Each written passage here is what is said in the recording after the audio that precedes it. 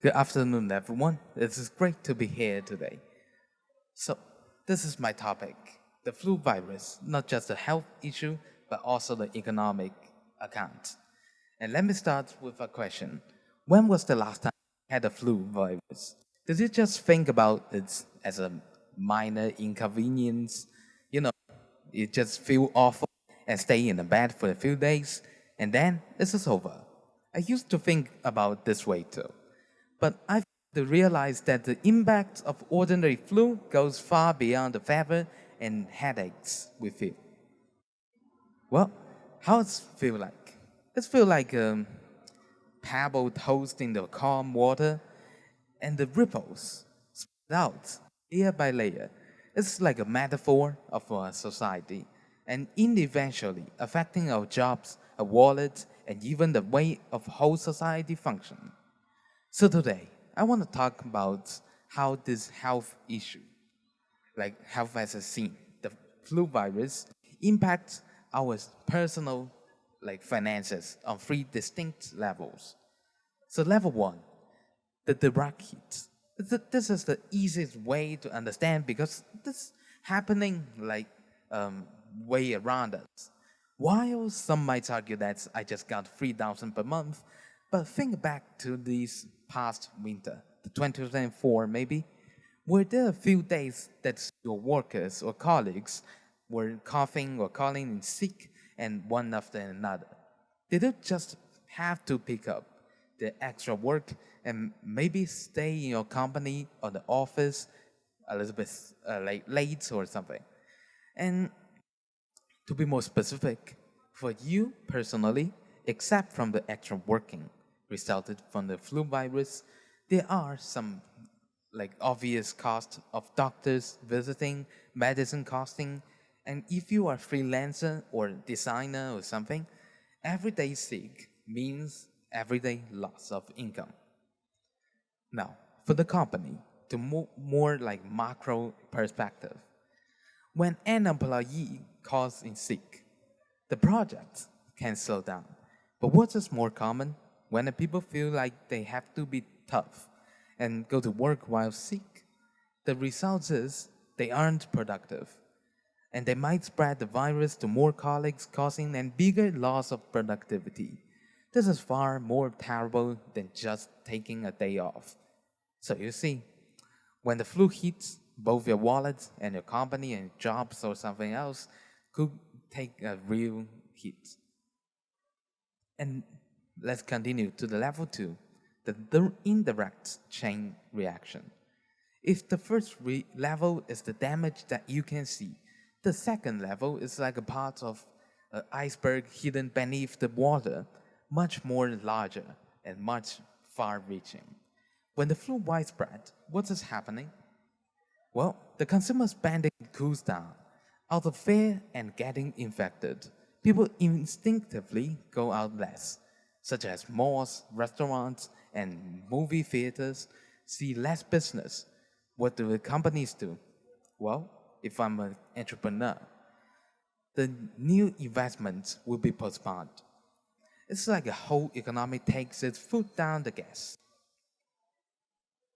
Now, let's talk about the supply chains. The supply chains also get stuck. Imagine that if the most workers at a major port get sick because of the flu, the packages we ordered from overseas will be delayed for months even. If the factory workers get sick, the cars and phones we want to buy, such as iPhone 17 Pro Max, will be delivered late or produced late. When one key link like a chain breaks, it sets off a massive domino effect, just like you could see the picture. This uncertainty and fear can quickly spread to the real economy and then spread to the financial markets, causing volatility that we might not understand, but whose consequences will definitely feel that. Now, let's continue to the level three, last but not least, the long-term social impacts. This is the deepest level in impact, and it touches every fabric of a society.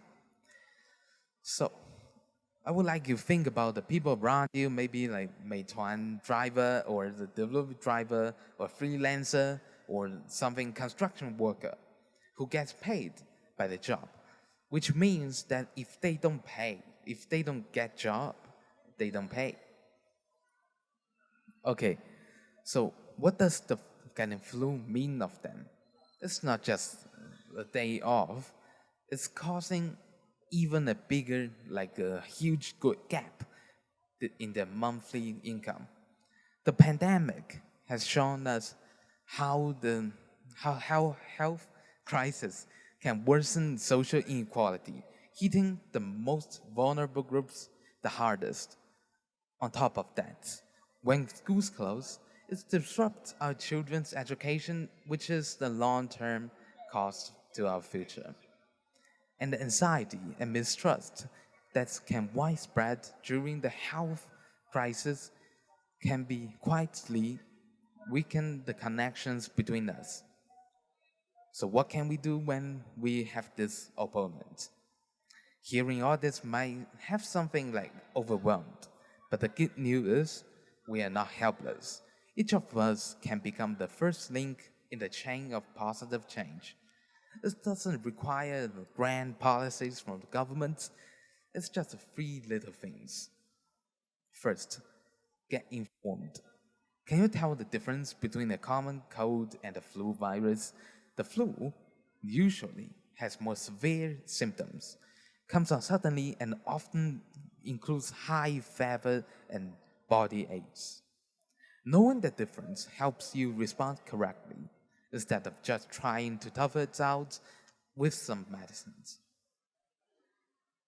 Okay, now protect yourself. Getting the flu shot is the most effective way to prevent the flu. It's not just about protecting yourself, it's about protecting all your families, your friends, and especially for the elderly and children around you.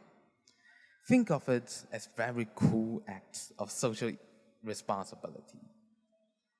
Last, be responsible to yourself and your others. If you do get a flu, unfortunately, then please get the proper rest. If it is really necessary to you to go outside, then please prepare the mask for yourself, and which is really effective products to the others. First, the next time we talk about the flu, I hope we see it's more than just like a simple illness. It's like a mirror that reflects the deep connections between us, or like personal health, our financial well-being, and the functioning of our society. Taking care of your own health is the greatest investment that you can make in our collective wealth. Thank you and goodbye.